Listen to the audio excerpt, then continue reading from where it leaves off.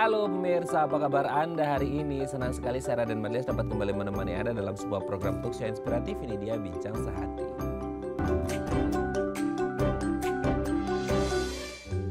Ya pemirsa, kalau kita berbicara tentang kekuasaan kayaknya a never ending story ya. Maksudnya kisah yang tidak akan pernah ada ujungnya. Karena setiap orang pasti ingin, ya hampir sebagian besar lah ya, orang ingin memiliki kekuasaan, ingin berkuasa. Karena bagaimanapun orang ingin lebih superior biasanya daripada yang lain, seperti itu ya. Tidak ada yang mau inferior daripada yang lain. Nah kalau kita ngomongin tentang kekuasaan, ini kan sebenarnya beda-beda tipis ya, antara orang benar-benar ingin berkuasa atau ingin berkuasa karena sebuah agenda gitu ya.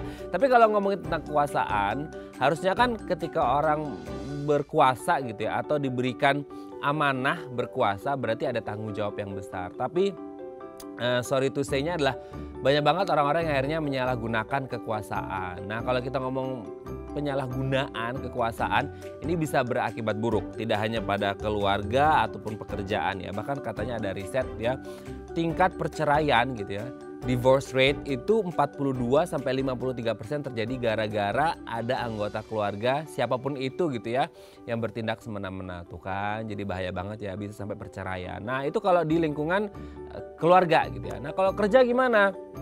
Kalau akhirnya ada satu orang dengan posisi tertentu secara struktural gitu ya, akhirnya kayak semena-mena gitu ya terhadap timnya atau terhadap orang di lingkungan kerjanya, itu bisa berakibat banyak. Dua diantaranya adalah, satu, pasti produktivitas orang-orang di sekitarnya atau karyawan akan menurun. Yang kedua apa? Pasti ujung-ujungnya adalah resign alias mengundurkan diri. Karena banyak sekali orang yang beranggapan lebih penting mana sih, nyaman atau uang, nyaman atau penghasilan. Pasti lebih banyak nomor satu nyamannya gitu ya. Karena akhirnya kalau penghasilannya tinggi tapi mentalnya nggak kejaga, itu bisa jadi gajinya habis buat ketemu psikiater sama psikolog kali ya. Nah makanya hari ini kita akan membahas seputar pengaruh kekuasaan dan kepemimpinan di lingkungan sosial. Ini penting banget, makanya harus disimak sampai habis ya. Nah ngomong-ngomong tentang pengaruh kekuasaan, kita akan membahas terlebih dahulu nih ya pemirsa ya, mitos atau fakta seputar pengaruh kekuasaan. Kita lihat yang pertama pemirsa ya. Orang yang punya jabatan katanya yang satu-satunya memiliki kekuasaan. Gimana ya, kita tinggal di Indonesia di mana culture-nya, mindset-nya, pola pikir orang Indonesia banyaknya ya. Kita tidak mengeneralisir, ada kok orang-orang yang profesional banyak gitu ya. Tapi banyak kali orang berpikiran bahwa orang yang punya jabatan berarti ini adalah orang yang punya kekuasaan. Dalam artian apa? Oh berarti kalau untuk ini itu segala macam gitu ya, yang boleh berkuasa hanya orang-orang yang ada di posisi-posisi tertentu. Let's say kayak apa? Manager, director gitu ya. Nah kita harus ngerti nih power dalam hal ini apa. Kita ada tahu ya, ada beberapa power kalau mungkin Anda pernah baca-baca gitu ya.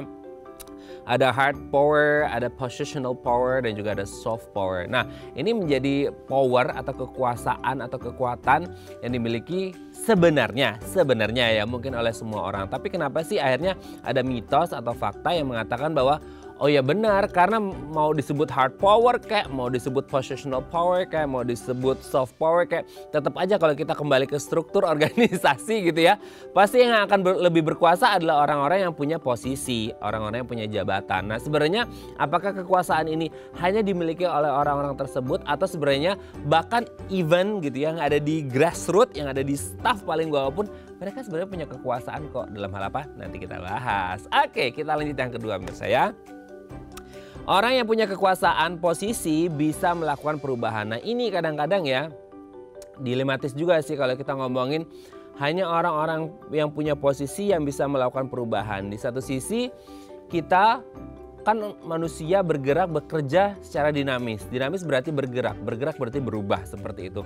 Tapi kenapa akhirnya banyak yang berpikir ya kita mah apa ya, kayak remahan rengginang gitu ya. Kita nggak bisa melakukan perubahan. Kita hanya menerima policy-policy yang dibuat, kebijakan-kebijakan yang dibuat sama atasan untuk ya berubah gitu ya. Jadi kayak ya udah, memang karena kita nggak punya posisi, kita nggak bisa melakukan perubahan, kita ngikut aja gitu ya. Kita jadi follower aja gitu ya. Yang trendsetternya biar yang di atas aja. Nah tapi sebenarnya apakah memang hanya orang-orang yang punya posisi yang berhak dan bisa memiliki konsep untuk melakukan perubahan, atau sebenarnya di setiap level tingkatan karyawan gitu ya, kalau kita ngomongin tempat kerja itu sebenarnya punya kok masing-masing kita posisi dengan coverage areanya masing-masing mungkin gitu ya. Sehingga hanya perubahannya bisa perubahan secara internal atau perubahan secara eksternal, dalam artian mungkin pekerjaan pribadi atau secara teamwork. Nanti akan kita bahas juga ya. Oke, kita lanjut yang ketiga menurut saya. Semua bos punya jiwa kepemimpinan. Sering Anda lihat deh kalau di meme gitu ya. Jadi kayak ada beda nih, dua nih ya, antara a leader and a boss. Nah, pasti yang jadi linearnya, yang ketemunya itu pasti di garis leadership. Jadi banyak yang blaming bahwa oke, yang punya leadership itu a leader. Bos itu nggak punya leadership gitu ya.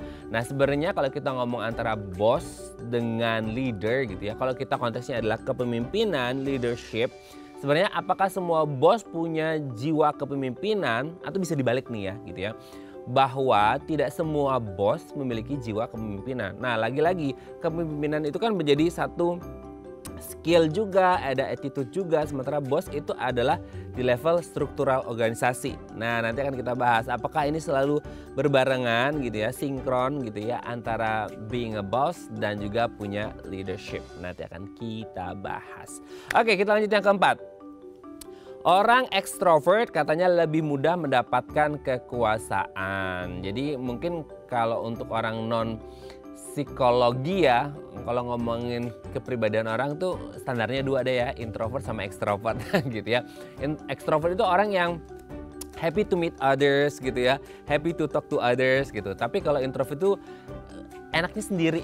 Nah kalau kita ngomongin jadi seorang leader, jadi seorang bos, pasti kita kepikirannya adalah ya pasti extrovert lah gitu, nggak mungkin introvert jadi bos gitu. Nah kenapa? Karena kita kepikiran ya extrovert kan bisa memengaruhi orang, ketemu sama orang, diskusi sama orang. Selama introvert kan kayaknya kerjanya sendiri deh gitu ya, solo worker. Nah apakah memang hanya orang-orang extrovert aja yang bisa mendapatkan kekuasaan karena influencing powernya, atau sebenarnya introvert juga punya loh daya untuk itu? Nanti kita bahas ya. Oke, kita lanjut yang terakhir pemirsa ya.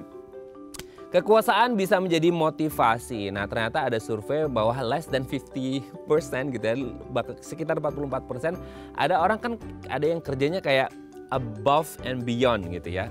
Nah ini yang menjadi kadang-kadang ya dilematis juga ya kalau kita lagi di pekerjaan, apakah kita harus beyond the job desk gitu ya, atau under the job desk, atau fix strict banget di job desk yang ada. Nah kadang-kadang kalau kita ngomong kekuasaan gitu ya, ini bisa jadi motivasi atau bisa jadi demotivasi. Ini yang kadang-kadang mungkin acceptance dari setiap orang akan berbeda-beda tergantung motivasinya masing-masing ya. Oke, itu tadi beberapa mitos fakta seputar pengaruh kekuasaan dan kami akan membahasnya saat lagi. Tetap bersama kami di Bincang Sehati.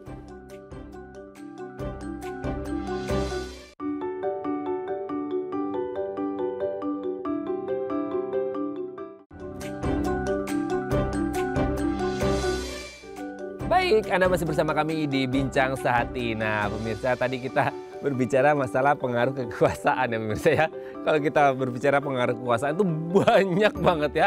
Sampai kita sendiri kayak, aduh kenapa ya banyak orang yang kekuasaannya itu jadi agak ngelek gitu ya. Karena kita nggak tahu nih masalah kekuasaan ini jadi orang yang aduh gitu ya, banyak yang nggak ngerti lagi harus bertindak seperti apa, pengaruh lingkungan sosial juga gitu ya. Nah untuk membahas mitos fakta tadi telah hadir bersama kami di studio Bincang Sehati ada Coach Hani Muhtar MIOP selaku IO Psychologist. Halo Coach. Halo lagi apa kabar? Mas Waden, baik alhamdulillah. Aduh, udah lama kita nggak ketemu ya. Iya udah lama. Udah 2 bulanan ya. Cuti waktu itu. Oke Coach, hari ini topiknya menarik banget Coach. Karena ya mau nggak mau kita akan ketemu ya. Entah itu di lingkungan paling kecil keluarga, Iya. atau di lingkungan kerja. Betul. Nah ini sama-sama dramatis juga enggak gitu ya. Karena kalau nggak disikapi dengan baik, waduh gitu ya. Iya. Di keluarga bisa berantakan. Bahkan Iya, tadi di awal benar. aku sebut ada divorce rate-nya juga Betul, lumayan tinggi. tinggi. Kemudian sekarang turnover di pekerjaan banyak gara-gara ya karena kekuasaan. Lagi-lagi kekuasaan. Kekuasaan ini kan sebenarnya amanah tanggung jawab. Tapi kadang-kadang agak disalahgunakan gitu ya. Oke, kita bahas mitos fakta yang pertama. Orang yang punya jabatan itu memiliki kekuasaan. Jadi nggak ngerti ya, ini mindset pola pikir orang-orang yang di Indonesia. Kita tidak mengeneralisir Indonesia, tapi banyak orang yang bilang, ya iyalah yang punya kekuasaan pasti yang punya jabatan. Well, is that true? Mitos, Mas Oh, Raden. mitos. Iya, Ya, oke. karena sekarang pemahaman itu adalah power atau kekuasaan adalah orang yang memiliki posisi. Tetapi sebetulnya power itu ada dua, yang punya posisi artinya memiliki otoritas. Dan yang tidak punya posisi itu yang namanya soft power, Oke. personal power. Di mana orang itu memiliki expertise, information, kemudian dipercaya. Nah itu yang namanya soft power. Soft power. Jadi semua orang, even yang baru masuk suatu perusahaan, dia punya power. Oh, meskipun posisinya udah paling staff. Paling, tapi dia let's say ahli IT. Dia jago di digital marketing. That's the expert power. Dia punya skill, punya knowledge. Itu poinnya dia ya. Itu poinnya dia. Jadi jangan selalu mengandalkan positional power atau orang yang punya otoritas. Tidak. Secara struktural gitu ya, enggak ya? Betul. We all have power. Nah, ini Sebenarnya. Nah ini sebenarnya poin yang harusnya relate dan ngena banget ke semua orang nih, khususnya di Indonesia, karena mungkin pola pikir kita adalah yang punya kekuasaan adalah punya posisi. Nah posisi kadang-kadang posisi berarti yang di atas manajer director, padahal posisi staff pun dia punya power untuk diri dia sendiri setidaknya dan tugas yang harus dilakukan gitu ya coach ya. Betul sekali. Oke ya, jadi jangan salah nih pemirsa saya, setiap kita pasti punya power. Punya power, kekuasaan, ya. pasti. Oke, kita lanjut yang kedua coach. Orang yang punya kekuasaan posisi bisa melakukan perubahan. Nah ini lagi-lagi nih kadang-kala kita kepikiran, ya kita mah cuman remahan rengginang nih coach. Oke, kecil-kecil nggak berharga gitu ya. Apa sih dampaknya kita, pengaruhnya kita nggak ada, kita tidak bisa menciptakan perubahan. Ya udah kita ngikut aja sama yang atasan kita gitu. Nah gimana tuh coach? Follower ya jadinya ya. Betul, orang yang punya positional power, punya otoritas bisa melakukan perubahan. Tetapi apakah hasilnya akan sustain? Nah, Apakah orang mengikuti perubahan itu karena diharuskan? Nah, semua ini tergantung keadaan. Betul. Kalau dalam keadaan emergency, kayak pandemi kemarin COVID, semua harus pakai masker, Iya. jaga prokes segala macam. Karena emergency, semua orang harus ikut. Sampai kalau tidak ikut, di penalti atau punishment, bayar fine segala Iya, macam. denda ya. Tetapi kalau perubahan ini mau sustain dan bukan untuk emergency, kita kan harus menumbuhkan komitmen, Betul. ya. Dan itu harus dilakukan dengan cara persuasif. Nah, jadi tidak selalu orang yang punya positional power, otoritas bisa melakukan perubahan dengan baik, smooth, lancar, hasilnya bisa membuat kebanyakan lah ya, semua orang merasa committed. Iya. Mungkin nggak semua tapi majority lah ya. Majority. Pasti ada yang nggak suka tapi yang tidak suka pun berusaha support. Nah itu kan yang diharapkan Betul. dalam suatu perubahan di mana semua orang bisa menerima, engage, walaupun tidak setuju, saya akan support. Oke ya, jadi Ya, memang begitu kondisinya ya. Jadi setiap orang itu pasti adalah role-nya masing-masing gitu ya coach ya. Betul. Oke, kita lanjut yang ketiga. Nah ini yang sering jadi meme juga nih ya. Iya. Penguasa, pemimpin, bos atau apapun itu sebutannya pasti punya jiwa kepemimpinan. Gimana tuh coach? Ada yang punya, ada yang enggak, mitos, tapi tidak selalu. Oh, tidak selalu. Tidak selalu. Karena leadership atau bagaimana kita mempengaruhi orang itu merupakan character traits yang kita bisa bangun. Tetapi kadang-kadang nih ya, orang yang punya positional power belum tentu memiliki skills, karakter seperti itu, tapi mungkin juga kan karena keturunan misalnya nih, iya kan? Case by case ya. Iya kan? Bukan karena dia keahlian, bukan karena betul. karakter dia dipromosikan atau diberikan jabatan, gitu kan? Betul. Atau dia punya followers yang banyak, padahal belum tentu dia mempunyai skills betul. ya. Jadi leadership itu lebih ke character traits, kemampuan seseorang untuk mempengaruhi orang lain, untuk bisa melakukan perubahan yang membawa kebaikan untuk semua pihak. Nah itu ya, Gitu. tapi kalau case by case keturunan dan lain sebagainya Nah, agak beda. kan? Nah, beda. Karena anaknya ini sih. Karena anaknya ini, itu. itu. Kecuali karakter traits yang udah dibangun dari Betul. zero Dari banget, zero. itu pasti punya gitu ya. Betul, gitu ya. betul. Oke, kita lanjut. Nah ini dia persaingan antara orang ekstrovert dan introvert ya. Jadi orang selalu berpikiran bahwa yang berkuasa, yang punya posisi pasti orang-orang ekstrovert. Karena orang introvert kayaknya nggak mungkin mereka bisa mingling to people gitu dan lainnya. Gimana tuh Coach? Sebetulnya itu mitos. Orang yang punya posisi atau leaders, top leaders ya, di sini lebih ke positional power lah ya, dianggap orang yang extrovert, yang lebih baik misalnya. Tetapi studi juga menunjukkan introvert people bisa menjadi top leader atau leaders yang baik ya, yang bisa memberikan pengaruh kepada orang untuk melakukan perubahan ya, juga bisa menjadi salesperson yang baik karena mereka ini lebih thinker, lebih analyzing, especially in the current situation di mana dunia ini berubah begitu cepat, sangat dinamis. Kita membutuhkan orang-orang yang berpikir, analisa dengan hati-hati tapi bisa membuat keputusan pada saat yang tepat. Betul. Jadi jangan meremehkan ini extrovert, ini introvert gitu ya. Karena banyak introvert, CEO yang introvert bisa punya business owners. Bill Gates itu introvert, Elon Musk itu introvert, Warren Buffett itu juga introvert. Aduh, orang-orang kaya dunia tuh Coach ya.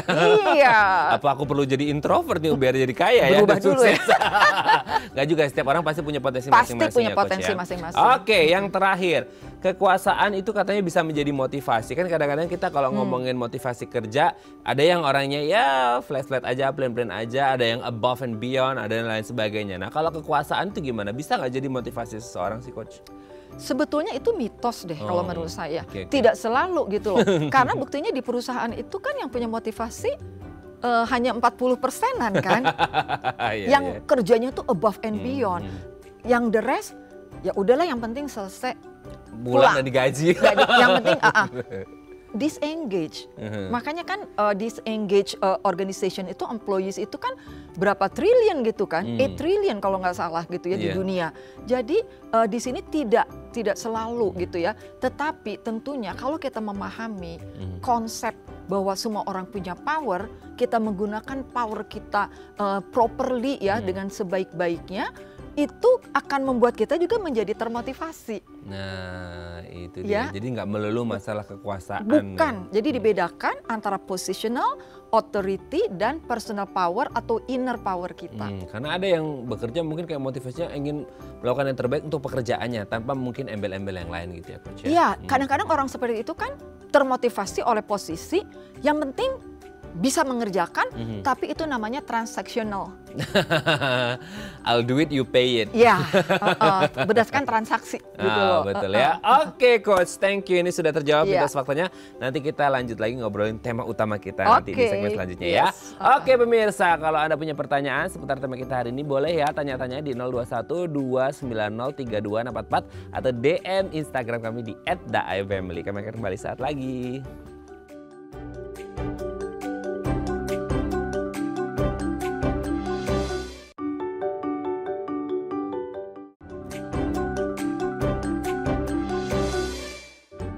Baik, Anda masih bersama kami di Bincang Sehati dan kita masih membahas tema kita hari ini yaitu pengaruh kekuasaan dan kepemimpinan di lingkungan sosial. Nah, kalau Anda punya pertanyaan seputar tema kita hari ini, boleh ya tanya-tanya di 021 290 3244 atau DM Instagram kami di @daifamily. Kita masih bersama dengan Coach Hani Mukhtar MIOP selaku IO Psychologist. Oke, Coach. Gini, kan banyak orang bilang, Coach, aku tuh di sini bukan siapa-siapa, aku cuma staff biasa, aku nggak punya power, aku bukan bos gitu kan. Jadi akhirnya ya udahlah lakuin aja yang bisa aku aja lah, nggak mau above and beyond kayak tadi kita bahas gitu ya. Nah sebenarnya kalau kita ngomong power gitu ya, sebenarnya power ini apa dan apakah power ini hanya dimiliki oleh bos-bos atau para atasan like directors, managers, BOD dan lain sebagainya, komisaris gitu Coach? Sebetulnya power itu memang dibagi dua, tapi orang selalu saat ini ya persepsinya kebanyakan orang power itu orang yang punya posisi, positional power. Sebetulnya tidak selalu orang yang punya posisi memiliki power. We all have power in a different capacity, sesuai dengan kemampuan kita. Tetapi itulah yang namanya positional power atau authority, otoritas. Yang memang secara formal diberikan. Baik itu keturunan atau dia dipilih ya. Keturunannya kayak ditekan gitu, keturunan Keturunan gitu ya. ataupun dipilih, tapi yang jelas dia punya formal. Tetapi semua orang itu memiliki power. Itulah yang namanya personal power atau soft power. Bagaimana dengan knowledge, skills, kompetensi, expertise kita, Betul. information yang kita miliki, yang kita sudah pelajari secara benar, bukan hoax-hoax gitu ya. Kita punya fakta, punya data, kita baca bukan hanya satu tapi beberapa sumber. Itulah yang namanya power. Saya tuh paling gemes kalau ngedengar orang, ya saya sih apalah, seperti Mas Raden bilang, saya ini bukan apa-apa loh, kok bukan apa-apa. Kamu tuh seseorang yang memiliki kekuatan, Betul. kerja keras, pengetahuan dia, keahlian dia, semua itulah yang namanya power. Jadi kalau ada sesuatu terjadi, tidak bisa hanya mengandalkan bos paling atas. Yang mengalami di bawah ini siapa? Kan kita-kita. Betul. Nah itulah kita membangun yang namanya collective power. Menurut lo di sini gimana dengan ini? Iya nih gini-gini. Yuk kita usulkan. Gunakanlah kemampuan untuk berkomunikasi dengan baik tanpa menyalahkan keadaan atau orang. Tetapi lebih fokus pada ini loh masalahnya. Ini loh yang kita inginkan. Betul. Mohon dipertimbangkan. Itulah yang namanya personal power. Tidak selalu mengandalkan paling tinggi. Nah, betul. Seseorang paling tinggi. Hindari untuk mengatakan, saya mah bukan siapa-siapa. Ngenes banget sih. Kayak hopeless banget gitu loh. Betul. Helpless, hopeless, powerless. Mereka punya inner power. Gali. Terus kembangkan.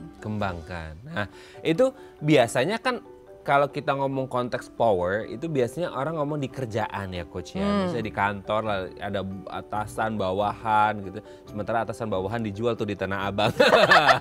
Baju itu ya Coach ya. Oke, tapi kalau kita ngomong sistem dari power itu sendiri, sebenarnya power itu hanya berlaku di pekerjaan di kantor yang profesional, struktur organisasi, atau kayak di rumah juga ada Coach. Maksudnya ketika kita ngomongin power, ada nggak sih antara sistem kayak ini di rumah atau ini di kantor gitu?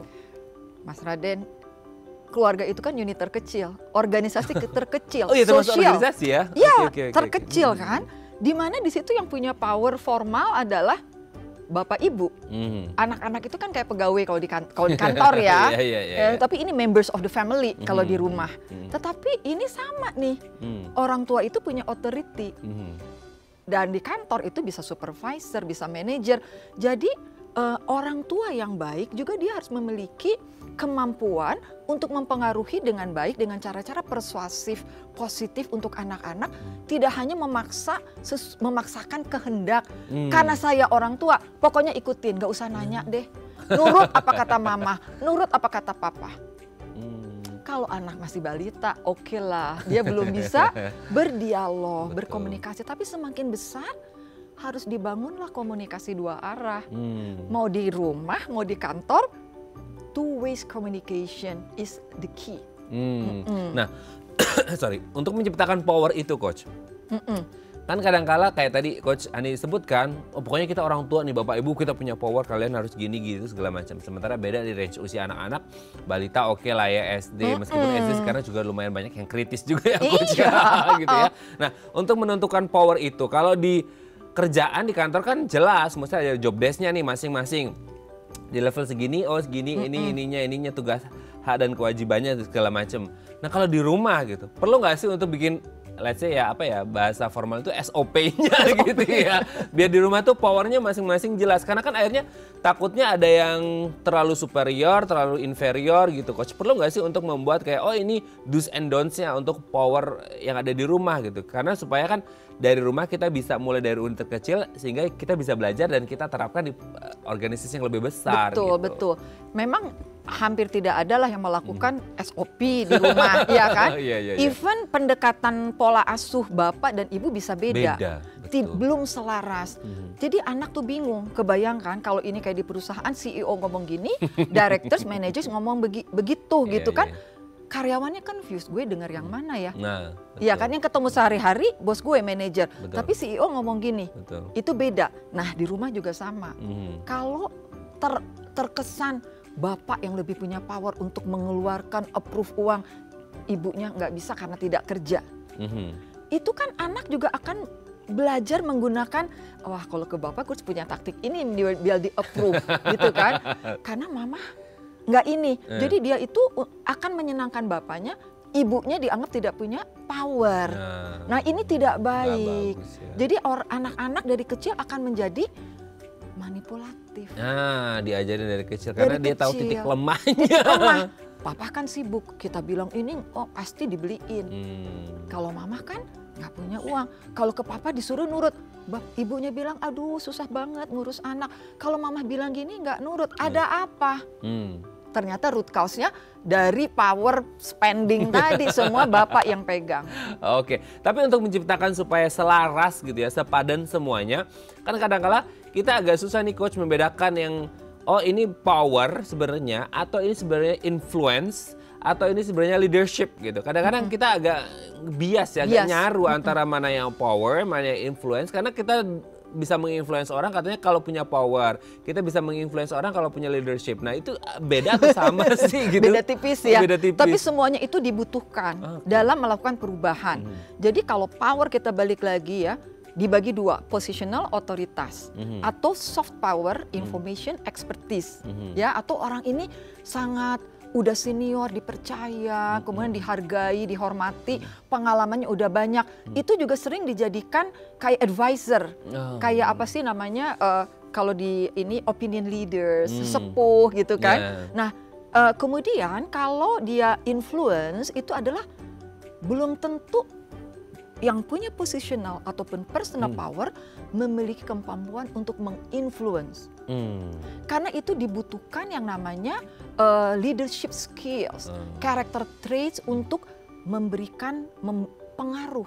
Bagaimana dari sisi komunikasi, memahami kebutuhan si A begini, si B begini. Kemudian juga memahami dari sisi emotional state orang. Nah itu tuh influence, kemampuan mempengaruhi yang ada di bawah leadership skills.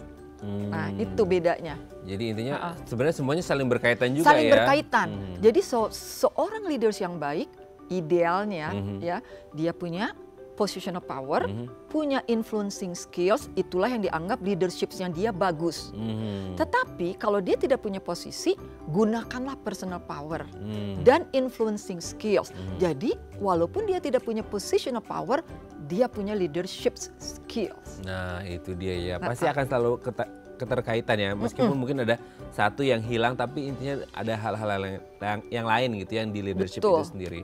Oke coach, nanti kita lanjut lagi ya. Boleh. Ini kayaknya nggak kerasa, harus break lagi ya coach. Cepet ya rasanya. Cepet ya.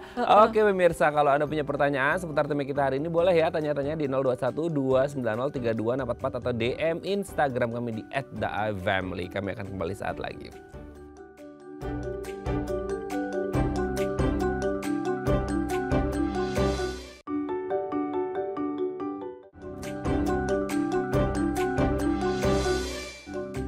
Baik, Anda masih bersama kami di Bincang Sehati. Kita masih membahas tema kita hari ini ya, seputar kekuasaan. Jangan salah gunakan kekuasaan gitu ya. Karena bagaimanapun lingkungan sosial kita terbentuk dari keluarga ke pekerjaan ya. Kita masih bersama Coach Hani Muhtar, MIOP, seorang IO Psychologist. Kalau Anda punya pertanyaan boleh ya tanya-tanya di 021-290-3244 atau DM Instagram kami di @theifamily. Oke, kita kembali lagi. Coach, kalau kita ngomongin tentang leadership gitu ya. Kan tadi sudah sempat kita bahas antara power dan influence. Right. Gitu ya. Masing-masing sih mungkin ada sebagian orang kayak ya itu mah Betty ya, beda tipis gitu ya. 11-12 deh gitu ya. Tapi sebenarnya masing-masing punya porsinya seperti itu. Nah, kalau kita harus ngomongin antara power atau influence gitu. Sebenarnya penting sih, tapi kalau kita ngomong mana sih yang lebih penting coach untuk ngomongin power atau influence gitu? Memang semuanya penting ya, tetapi idealnya lebih baik seseorang yang memiliki posisi, dia juga memiliki personal power, influencing skills yang baik. Karena kalau tanpa ini kesannya maksa gitu loh. Pokoknya Pressuring. iki gitu ya. Pokoknya inilah maunya gini, maunya begini, menurut saya harusnya begini. Makanya ada yang orang yang sesi sama saya bilang, saya pengen punya power seperti bapak saya. Saya tanya, menurut bapak atau mas definisi power itu apa? Nah itu dia. Orang kalau ngomong tuh didengar, diikutin. Ngomong A ya orang-orang pada A Nurut, gitu ya karena ngomong. betul, karena apa, takut kan kalau nggak diikutin, oh dia bos paling tinggi. Mau memberikan pendapat aja takut, nggak berani. Tapi belum tentu itu akan baik. Jadi kita melakukan karena takut. Ya kan? Jadi kita sebaiknya bertanya, Bapak inginnya seperti ini. Yang Bapak sampaikan memang bagus. Izinkan saya memberikan pendapat. Boleh Pak. Kalau di sini kan kita harus izin ngasih pendapat, ya kan? Sampaikan pendapat kita, masukan kita. Mungkin generasi Z lebih tahu, millennials lebih tahu, ya. Karena ada kalau tidak tahu, dia juga tidak paham, itu aja gitu loh yang dikerjain. Kan sekarang zaman sudah berubah. Jadi mereka yang generation X, baby boomers harus open juga terhadap masukan. Tidak merasa saya ini udah makan apa asam garam segala macam, asam manis garam segala macam. Ini apa sih mereka itu? Kita harus jadi generation connected generation. Kita harus connect dengan all levels of generation. Jadi harus mendengar, harus terbuka terhadap masukan juga dari yang bawah. Malah kita yang open, ada masukan nggak? Membuka ya? Membuka. Oh iya. Gitu. Tapi apa jadinya sih coach kalau akhirnya tidak sedikit ya, berarti banyak gitu. Orang-orang yang hanya memanfaatkan posisi dan power tanpa adanya influence gitu. Influence skillnya jadi kayak ya udah kayak tadi mungkin yang kliennya Coach Hani yang bilang aku pengen punya power, aku pengen ngomong A, orang pada ikut A gitu. Gimana tuh? Kan semua orang punya need, punya need yang berbeda, iya kan? Jadi orang itu kan neednya apa sih? Paling tidak tiga yang ini ya, yang menurut saya penting. To see and be seen, kita ingin dilihat dan melihat. Iya betul. To hear and be heard, to understand and be understood. Kan tidak hanya jadi receiver doang dong. Segala sesuatu akan lebih kaya kalau kita involve others. Jadi kita tuh berapa satu kepala dibandingkan 10 kepala lebih baik mana? Berpikir, ya kan? Memiliki keinginan, kita ini dengar gitu loh. Jadi kalau kita hanya satu arah, orang bisa tertekan, terpaksa. Betul. Makanya disengage tadi tinggi. Betul. Divorce rate tinggi. Iya. Karena disconnect jadinya. One way only. Jadi terkesan, punya power, semua orang dengar, ikutin, tapi terpaksa dan ini tidak sustain, temporary. Betul, nggak sehat. Tidak sehat. Jadi boleh menggunakan power, positional power, authority hanya ketika dalam keadaan tergantung situasi.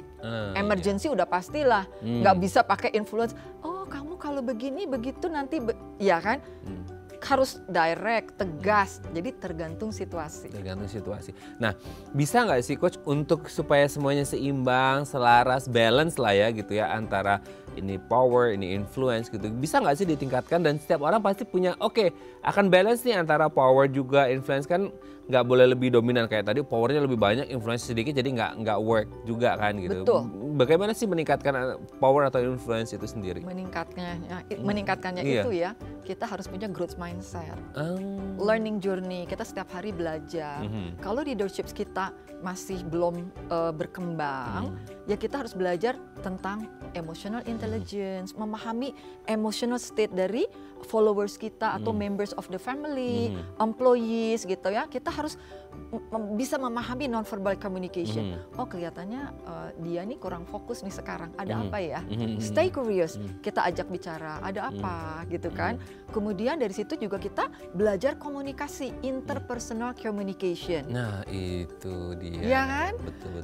Jadi bisa ditingkatkan dengan belajar. Kemudian tentang konflik management. Karena kan itu $400 billion ya untuk ngurusin konflik. Udahlah capek, daripada begitu mendingan kita diem aja. Ignorance jadinya, ya itu jadi sumber penyakit juga, itu biayanya tinggi juga gitu ya. Jadi penyakit Iya, ya. jadi penyakit ya kan. Jadi semuanya itu bisa dipelajari. Leadership development sudah banyak, ya kan. Emotional intelligence kita pelajari, communication, interpersonal communication kita juga bisa belajar. Kemudian conflict management kita juga bisa belajar dan lain-lainnya. Tapi at least 4 itu kita harus miliki ya sebagai kompetensi kita. Oke. Coach, yang juga menarik adalah ya kalau tadi kita banyak ngomongin di kantor gitu ya, penting juga kalau ngomongin di rumah juga ya. Tadi Iya. sempat kita juga ngomongin di rumah. Tapi kalau kita ngomongin tentang kesejahteraan di rumah gitu ya, kita ngomongin power, influence, leadership segala macam. Gimana sih caranya supaya keluarga kita itu sejahtera gitu ya dengan hal-hal yang tadi ya power, influence, leadership dan lain sebagainya. Karena bagaimanapun apa ya, sedikit banyak mungkin ada yang di dalam rumah tangga atau anggota keluarganya satu lebih superior, satu lebih inferior gitu ya. Bener-bener kayaknya nggak balance deh, Coach. Gimana tuh, Coach? Nah itu kembali lagi Bapak Ibu nih yang harus sama-sama bekerja sama. Kalau si bapak ini lebih kayak superior ya, yang ibunya lebih inferior, yang superior turun, yang inferior harus naik. Kadang-kadang yang inferiornya susah naik, yang superiornya susah turun.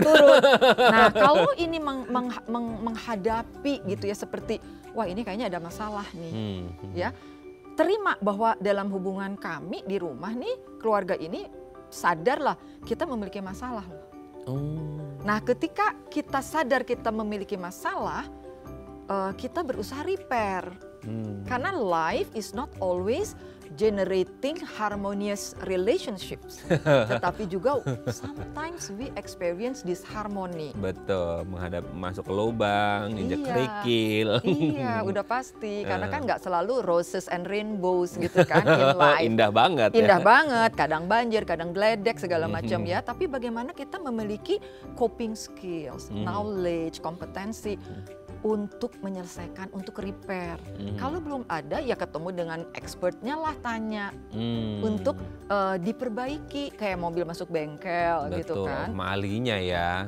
Ahlinya. Tapi ada nggak sih, Coach, maksudnya ketika kita mau nih ya dengan segala macam power kita, influence kita, leadership kita, entah itu di rumah ataupun di kantor, metode. Nah sekarang kita ngomong metode yang kita miliki ini semuanya doakan ini well set deh di dalam diri kita gitu ya, power, influence, leadership gitu. Nah ketemu orang, metodenya kayaknya ini akan berbeda nih antara si A, si B, si C untuk menghadapinya. Kalau kita ngobrol in person ya, itu gimana, Coach? Nah metode itu biasanya nih ya yang efektif ya untuk membangun perubahan dalam suatu sistem, baik di rumah maupun di organisasi. Yang paling efektif itu adalah persuasif. Persuasif, tidak maksa, tapi kita menjelaskan. Ini loh masalahnya, ini loh outcome-nya, inform, ya. 2I itu bagaimana involve dan juga inform. Betul. Tidak hanya tiba-tiba jeder ada polusi baru, nggak ada angin, nggak ada hujan ya, nggak ada hujan, nggak ada angin, tiba-tiba, oh sekarang saya dengar tuh. Sebelumnya kita kalau keluar entertainment di reimburse sama kantor, tetapi mulai sekarang tiba-tiba dia nggak tahu nggak apa pas meminta reimbursement nggak diganti lagi. Loh kok saya nggak dengar apa-apa gitu kan? Itu juga confuse kan karyawan. Betul. Kebetulan itu memang organisasi mungkin baru, jadi dia juga belum terbiasa mungkin ya. Tapi itu kan membingungkan, ya kan? Kemudian setelah itu adalah bagaimana menginspirasi. Jadi role model kan? Betul. Iya kan? Kitanya jadi role model gitu ya. Kemudian juga dari situ consultancy. Bagaimana kita juga selalu open door policy. Orang mau ngomong ke kita, kita berikan ruang untuk mereka mengekspresikan apa yang menjadi pemikiran, apa yang mereka rasakan. Kemudian juga kolaborasi, bekerja sama. Itu metode-metode yang sudah dilakukan penelitian, itulah yang akan membuat orang jadi merasa bagian dari keluarga, bagian dari organisasi, sehingga mereka lebih engage. Gitu loh. Eksistensinya dihargai ya gitu ya. Oke, Coach, sebelum lanjut ini ada DM, aku bacakan ya, ini boleh. Dari Bu Erna nih. Pagi coach, pagi juga ya. Kok aku yang jawab ya, bukan coachnya ya. Baru-baru ini saya diangkat menjadi leader tim. Wah, thanks God ya. Dan mengalami masalah dengan anggota tim. Waduh, baru diangkat langsung ada masalah nih ya. Anggota tim saya ini seperti tidak suka saya menjadi leader dan sering bertindak sesuka hati mengabaikan tugasnya. Aduh, ini nojeng banget ya, itu nggak enak banget tuh ya. Saya ingin meminta saran bagaimana cara saya menghadapi anggota tim yang seperti itu dan tips menjadi leader yang baik. Terima kasih. Ini berarti kalau Bu Erna ini berarti orangnya penyayang kali, penyabar ya, sampai tanya ke sini. Kalau kamu bisa kayak enggak, kamu ke leader kan, dia bisa sesuka hati dong, harusnya gimana nih coach? Seharusnya, jadi bisa dipahami tidak mudah ya, apalagi mungkin let's say lah Ibu Erna ini baru di situ karena dia punya kompetensi, dipromot cepat, mereka udah pada lebih tua, lebih lama kan. Bukan keturunan ya? Bukan keturunan, keahlian dia dipromosi, diterima, dipromosi gitu ya. Dan tadi kan semena-mena. Nah, kalau semena-mena, berapa banyak yang semena-mena? Apakah hanya 1-2 dari 10 orang atau kebanyakan gitu ya? Kalau kita berikan data, observasi. Oh, saya perhatikan kemarin misalnya A, B atau C gitu ya melakukan pekerjaan seperti ini. Ada apa yang kalian pahami? Karena seharusnya bukan seperti ini. Ini loh yang seharusnya dilakukan. Standarnya gini. Iya. Jadi di-observe apakah majority seperti itu atau hanya minority. Kalau minority, ajak bicara one on one. Kalau kebanyakan majority seperti itu, mungkin mereka belum paham yang sebaiknya dilakukan, yang seharusnya dilakukan. Mungkin leader sebelumnya belum mensosialisasikan dengan baik, makanya si Ibu Erna ini diharapkan bisa membawa perubahan mungkin. Atau dilempar tanggung jawab jangan-jangan. Iya kan, dianggap mungkin mampu. Jadi Ibu Erna perhatikan, observe. Apakah majority atau minority? Majority, ajaklah mereka meeting. Minoritas kalau yang melakukan semena-mena tadi panggil satu-satu. Karena kalau di depan orang dibilang, oh kamu tuh kan nggak enak. Jadi kita satu-satu. Kemudian tidak ngeblame, tapi tanyakan. Ini yang saya perhatikan seperti ini. Apa yang membuat kamu melakukan seperti ini? Ada apa? Jadi tidak langsung marah juga. Dari hasil observasi kasih fakta. Begini jalannya seharusnya seperti ini. Ada gap. Ya, ada apa? Tanyakan. Mungkin dia belum paham, mungkin dia belum memiliki kemampuan, mungkin mereka butuh training, ya kan, butuh coaching, right? Nah, dari situ dibuat kayak agreement, expectation saya sebagai leader dan ini sesuai dengan peraturan perusahaan seperti ini. Bagaimana? Biar win-win solution ya. Ya, agreement dicapai. Oke, kadang-kala mereka bukannya mungkin ya, bukan membela tapi mungkin bukan semena-mena, tapi mungkin mereka tidak tahu. Betul. Makanya perlu ada komunikasi. Two ways communication. Oke, semoga ini bisa menjawab pertanyaannya Bu Erna ya. Nanti kita lanjut lagi ya Coach. Boleh. Ya. Udah harus break lagi kita ya. Oke pemirsa, kalau Anda masih punya pertanyaan boleh ya di 021-290-3244 atau DM Instagram kami di @dafamily. Kami akan kembali saat lagi.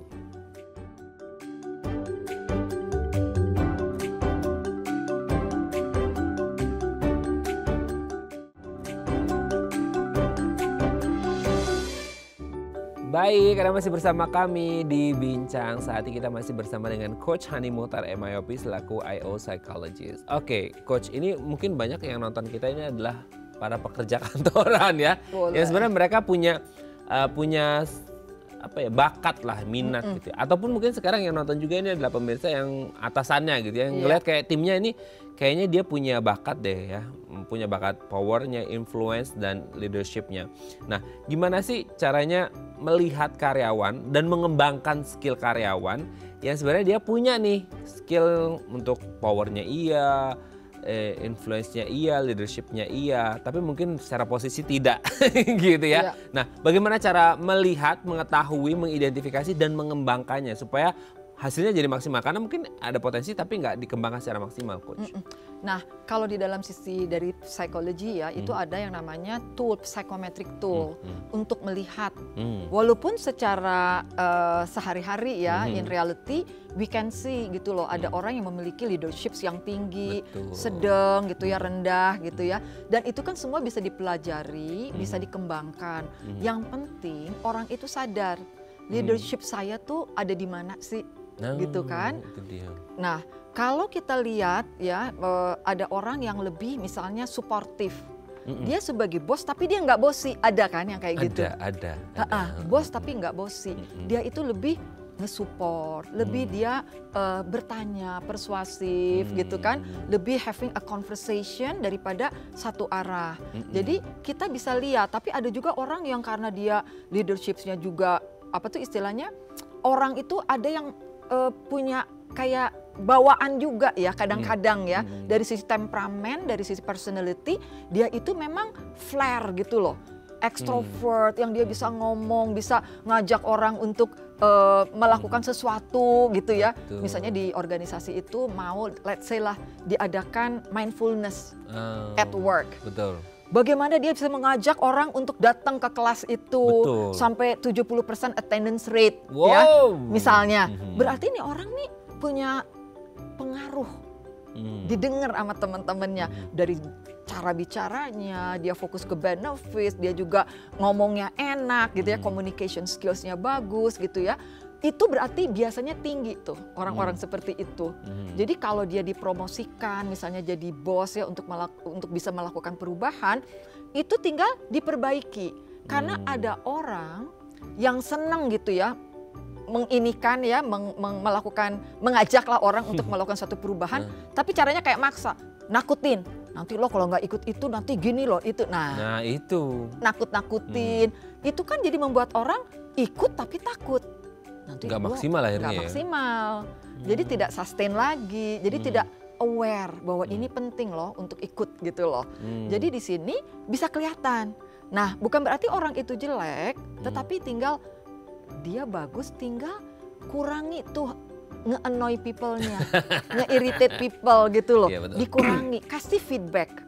Kamu tuh bagus loh. Ini loh tinggal diperbaiki. Karena saya perhatikan kamu kok kayaknya agak ngancam juga gitu loh. Oh banyak attendance-nya 70% tapi diancam. Diancam untuk datang. Misal Oke. Jadi kita harus tahu. Harus tahu ya, berarti memang harus tahu semua posisi entah apapun itu ya, perlu balance ya, power, influence, leadership, supaya tahu mana skill yang dibutuhkan, mana yang bisa dikembangkan dan lain sebagainya. Betul, Terima kasih harus Coach Hani. Sama-sama, Sekali Mas lagi nggak Raden. cukup 1 jam kita ngobrol. Jadi udah selesai nih kita. Udah selesai, nggak kerasa ya. Next time harus ngobrol Iya, lagi ya kita ya. boleh. Terima kasih Coach, Sama-sama, sehat terus Mas ya Raden. untuk Makasih. keluarga di rumah. Iya, terima Oke kasih. pemirsa, itu tadi perbincangan kita dengan Coach Hani, semoga bermanfaat ya. Saya Raden Madlias pamit, sampai jumpa dan selamat kembali beraktivitas di hari Rabu yang indah ini. Sampai jumpa.